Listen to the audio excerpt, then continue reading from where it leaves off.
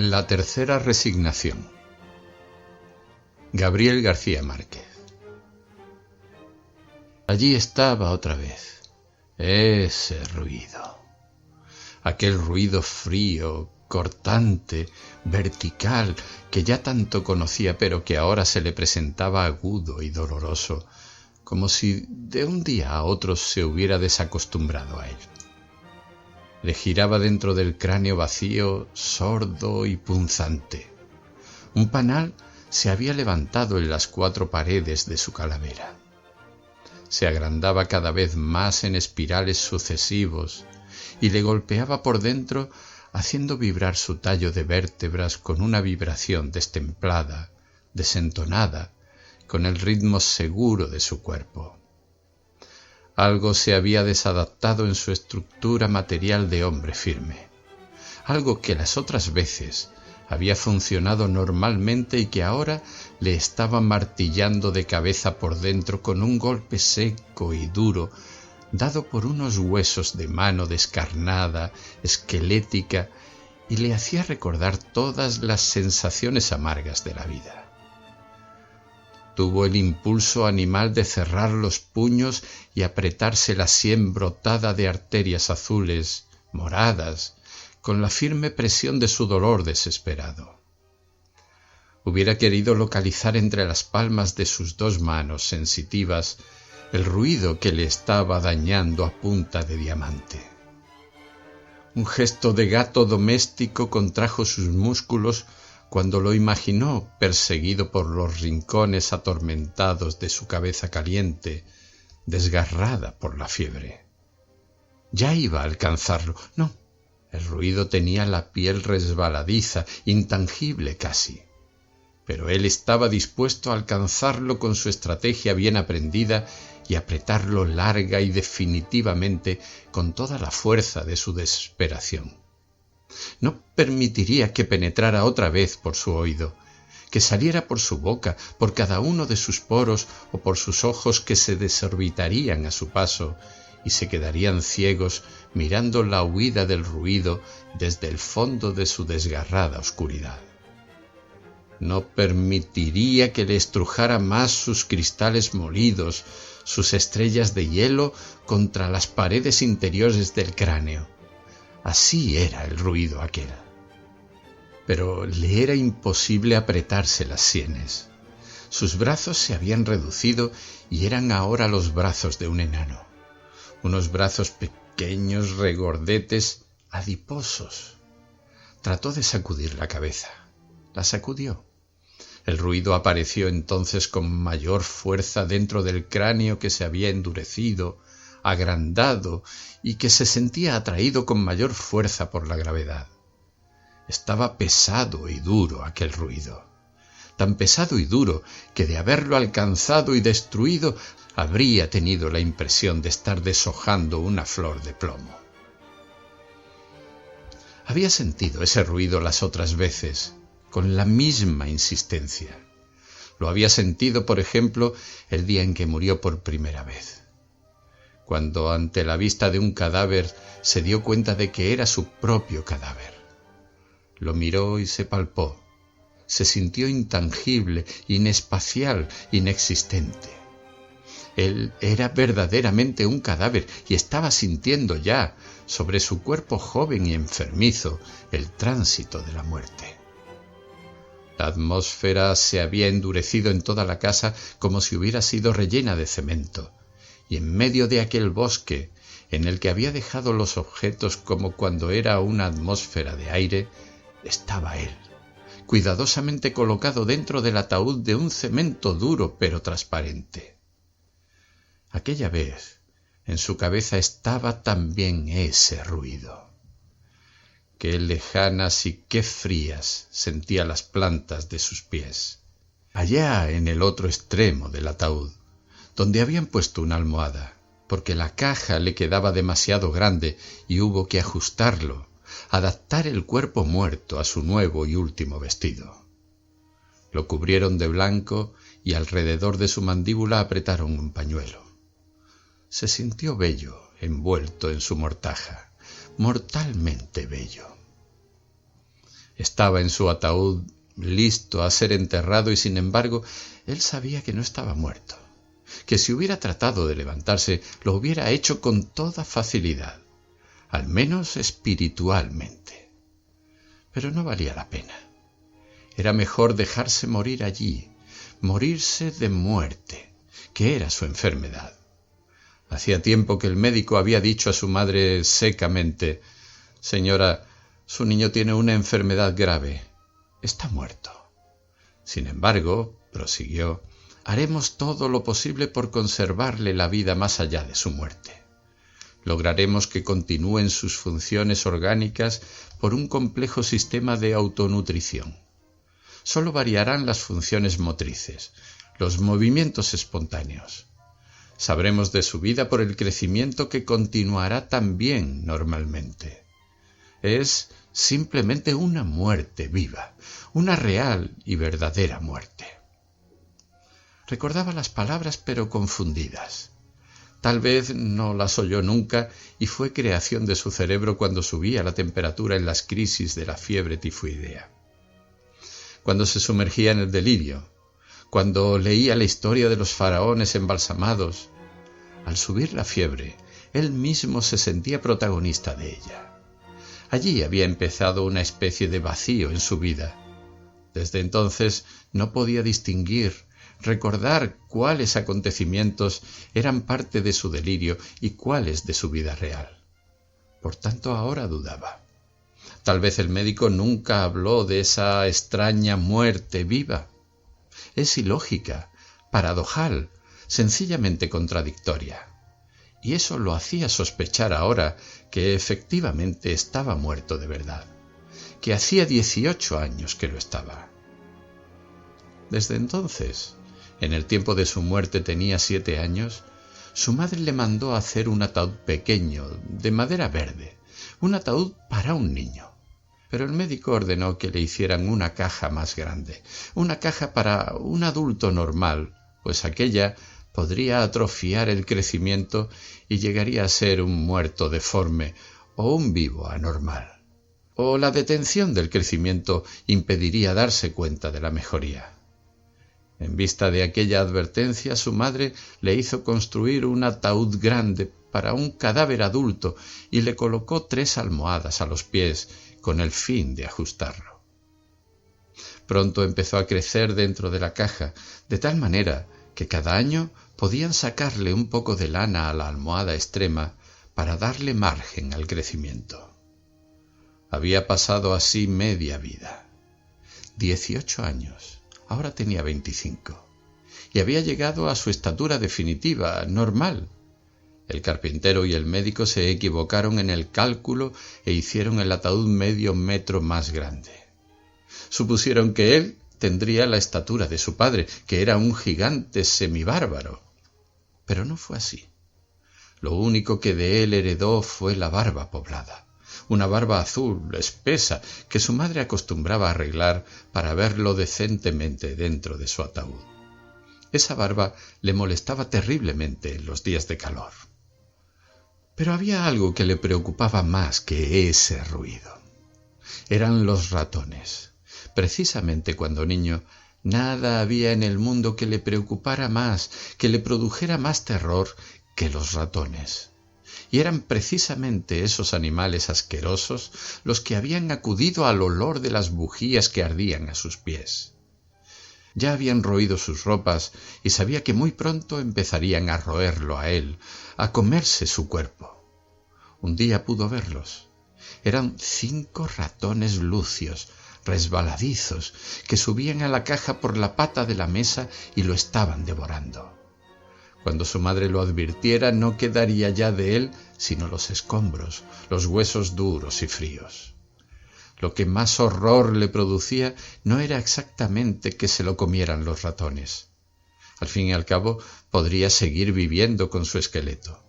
Lo que lo atormentaba era el terror innato que sentía hacia esos animalitos. Se le erizaba la piel con solo pensar en esos seres velludos que recorrían todo su cuerpo, que penetraban por los pliegues de su piel y le rozaban los labios con sus patas heladas. Uno de ellos subió hasta sus párpados y trató de roer su córnea. Le vio grande, monstruoso, en su lucha desesperada por taladrarle la retina. Creyó entonces una nueva muerte y se entregó todo entero a la inminencia del vértigo. Recordó que había llegado a mayor de edad. Tenía 25 años y eso significaba que no crecería ya más. Sus facciones se volverían firmes, serias, pero cuando estuviera sano no podría hablar de su infancia. No la había tenido, la pasó muerto.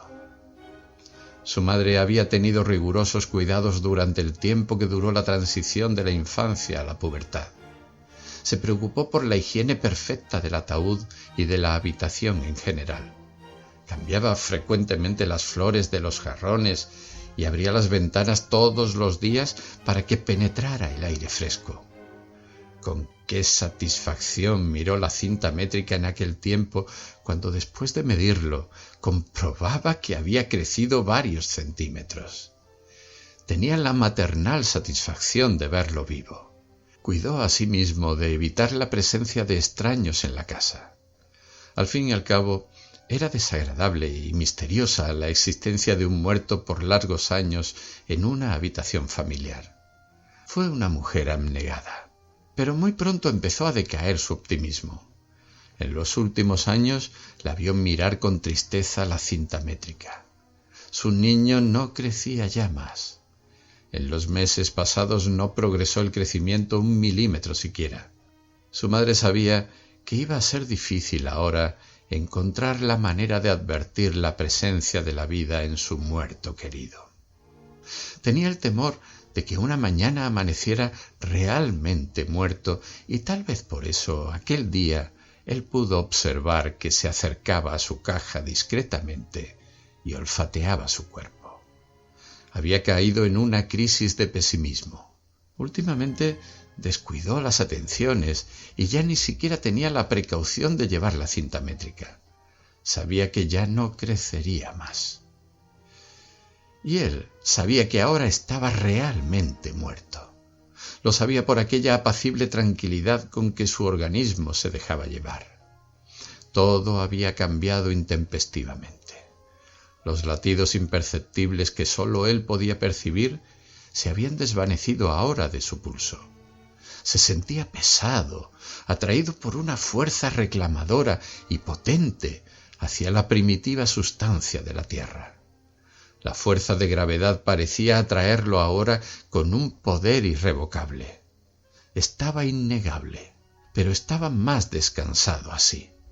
Ni siquiera tenía que respirar para vivir su muerte. Imaginariamente, sin tocarse, recorrió uno a uno cada uno de sus miembros. Allí, sobre una almohada dura, estaba su cabeza levemente vuelta hacia la izquierda. Imaginó su boca entreabierta por la delgada orilla de frío que le llenaba la garganta de granizo. Estaba tronchado como un árbol de 25 años. Quizá trató de cerrar la boca. El pañuelo que había apretado a su quijada estaba flojo. No pudo colocarse, componerse, tomar una pose siquiera para parecer un muerto decente. Ya los músculos, los miembros, no acudían como antes puntuales al llamado de su sistema nervioso. Ya no era el de 18 años atrás, un niño normal que podía moverse a gusto. Sintió sus brazos caídos, tumbados para siempre, apretados contra las paredes acojinadas del ataúd. Su vientre duro como una corteza de nogal. Y más allá las piernas íntegras, exactas, complementando su perfecta anatomía de adulto.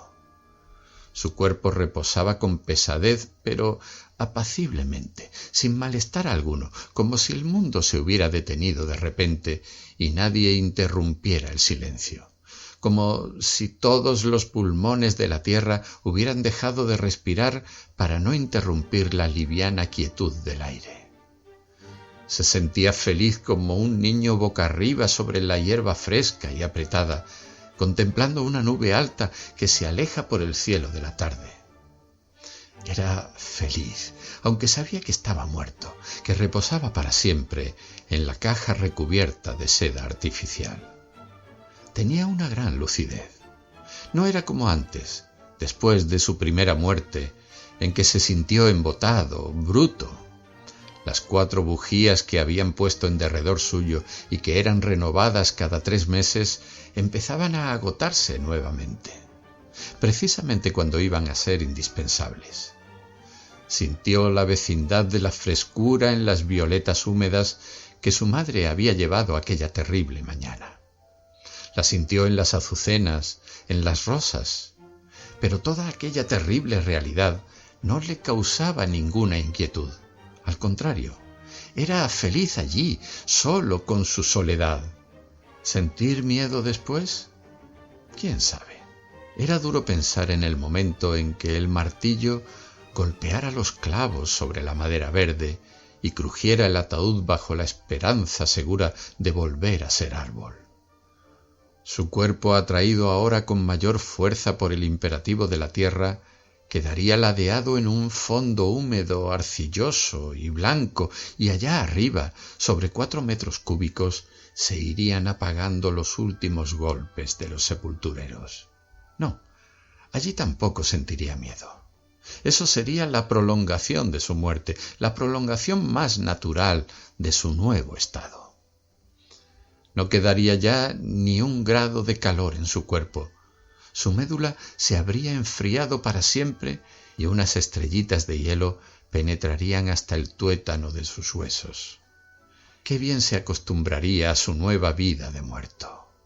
Un día, sin embargo, sentirá que se derrumba su armadura sólida, y cuando trate de citar, de repasar cada uno de sus miembros, no los encontrará.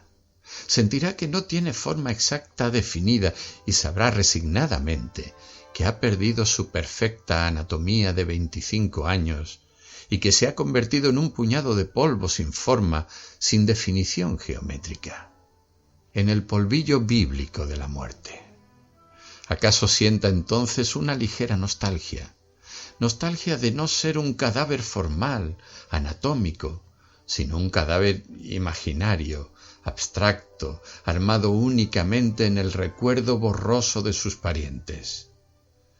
Sabrá entonces que va a subir por los vasos capilares de un manzano y a despertarse medido por el hambre de un niño en una mañana otoñal. Sabrá entonces, y eso sí le entristecía, que ha perdido su unidad, que ya no es siquiera un muerto ordinario, un cadáver común. La última noche la había pasado feliz, en la solitaria compañía de su propio cadáver. Pero al nuevo día, al penetrar los primeros rayos del sol tibio por la ventana abierta, sintió que su piel se había reblandecido. Observó un momento, quieto, rígido, dejó que el aire corriera sobre su cuerpo. No pudo dudarlo. Allí estaba el olor. Durante la noche la cadaverina había empezado a hacer sus efectos. Su organismo había empezado a descomponerse, a pudrirse como el cuerpo de todos los muertos. El olor era indudablemente un olor inconfundible a carne manida, que desaparecía y reaparecía después más penetrante. Su cuerpo se había descompuesto con el calor de la noche anterior. Sí, se estaba pudriendo. Dentro de pocas horas vendría su madre a cambiar las flores y desde el umbral la azotaría el tufo de la carne descompuesta. Entonces sí lo llevarían a dormir su segunda muerte entre los otros muertos. Pero de pronto el miedo le dio una puñalada por la espalda. El miedo. ¡Qué palabra tan honda, tan significativa! Ahora tenía miedo, un miedo físico, verdadero. ¿A qué se debía? Él lo comprendía perfectamente y se le estremecía la carne. Probablemente no estaba muerto. Lo habían metido allí, en esa caja que ahora sentía perfectamente, blanda, acolchada, terriblemente cómoda. Y el fantasma del miedo le abrió la ventana de la realidad. Lo iban a enterrar vivo. No podía estar muerto, porque se daba cuenta exacta de todo, de la vida que giraba en torno suyo, murmurante, del olor tibio de los heliotropos que penetraba por la ventana abierta y se confundía con el otro olor. Se daba perfecta cuenta del lento caer del agua en el estanque, del grillo que se había quedado en el rincón y seguía cantando, creyendo que aún duraba la madrugada. Todo le negaba su muerte, todo menos el olor. Pero ¿cómo podía saber que ese olor era suyo? Tal vez su madre había olvidado el día anterior cambiar el agua de los jarrones y los tallos estaban pudriéndose. O tal vez el ratón, que el gato había arrastrado hasta su pieza, se descompuso con el calor. No, el olor no podía ser de su cuerpo. Hacía unos momentos estaba feliz con su muerte porque creía estar muerto, porque un muerto puede ser feliz con su situación irremediable, pero un vivo no puede resignarse a ser enterrado vivo. Sin embargo, sus miembros no respondían a su llamada, no podía expresarse, y era eso lo que le causaba terror, el mayor terror de su vida y de su muerte. Lo enterrarían vivo. Sentiría el vacío del cuerpo suspendido en hombros de los amigos, mientras su angustia y su desesperación se irían agrandando a cada paso de la procesión. Inútilmente trataría de levantarse, de llamar con todas sus fuerzas desfallecidas, de golpear por dentro del ataúd oscuro y estrecho para que supieran que aún vivía, que iban a enterrarlo vivo. Sería inútil. Allí tampoco responderían sus miembros al urgente y último llamado de su sistema nervioso. Oyó ruidos en la pieza contigua. ¿Estaría dormido? ¿Habría sido una pesadilla toda esa vida de muerto? Pero el ruido de la vajilla no continuó. Se puso triste y quizá tuvo disgusto por ello. Hubiera querido que todas las vajillas de la tierra se quebraran de un solo golpe allí a su lado para despertar por una causa exterior, ya que su voluntad había fracasado. Pero no era un sueño. Estaba seguro de que de haber sido un sueño no habría fallado el último intento de volver a la realidad. Él no despertaría ya más. Sentía la blandura del ataúd y el olor. Había vuelto ahora con mayor fuerza, con tanta fuerza que ya dudaba de que era su propio olor. Hubiera querido ver allí a sus parientes antes que comenzara a deshacerse y el espectáculo de la carne putrefacta les produjera asco. Los vecinos huirían espantados del féretro con un pañuelo en la boca. No, eso no. Era mejor que lo enterraran. Era preferible salir de eso cuanto antes. Él mismo quería ahora deshacerse de su propio cadáver. Ahora sabía que estaba verdaderamente muerto, o al menos inapreciablemente vivo. Daba lo mismo. De todos modos, persistía el olor. Resignado oiría las últimas oraciones, los últimos latinajos mal respondidos por los acólitos.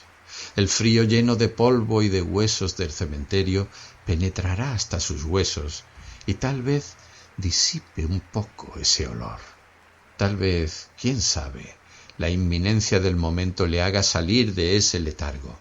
Cuando se sienta nadando en su propio sudor, en su agua viscosa, espesa, como estuvo nadando antes de nacer en el útero de su madre. Tal vez entonces esté vivo, pero estará ya tan resignado a morir que acaso muera de resignación.